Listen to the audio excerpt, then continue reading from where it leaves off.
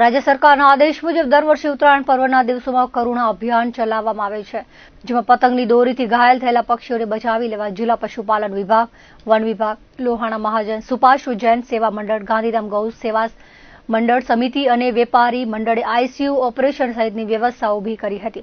આ અંગે જિલ્લા પશુપાલન અધિકારી ડોક્ટર રાજેશ પટેલે જણાવ્યું હતું કે દર વર્ષે ઉત્તરાયણ નિમિત્તે પક્ષીઓને બચાવવા માટે પશુપાલન વિભાગ અને વન વિભાગના સૌજન્ય સાથે સેવાભાવી સંસ્થાઓ આ અભિયાનમાં જોડાઈ હતી।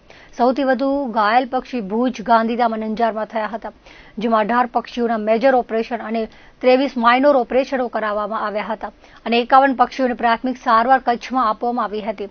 આ અભિયાનમાં 10 તાલુકામાંથી માંડવીમાં 6, અંજારમાં 15, રાપરમાં 8, ભુજમાં 43, મુન્દ્રામાં 2, નખત્રાણામાં 1, ભચાઉમાં 4 અને ગાંધીધામમાં 13 ઘાયલ પક્ષીઓ સત્તાવાર રીતે નોંધાયા છે।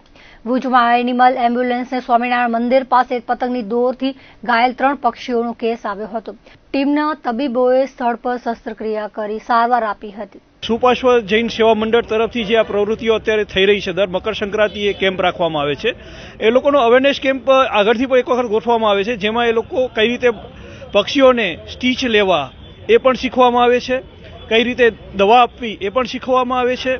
અને પછી જ્યારે મકર સંક્રાંતિના દિવસે જ્યારે પક્ષીઓ ઘાયલ થાય છે, ત્યારે સુપાશ્વ જૈન સેવા મંડળ કૌશલભાઈ તરફથી ખૂબ સારી પ્રક્રિયા અહીંયા હાથ ધરવામાં આવી છે, જે ધન્યવાદને પાત્ર છે।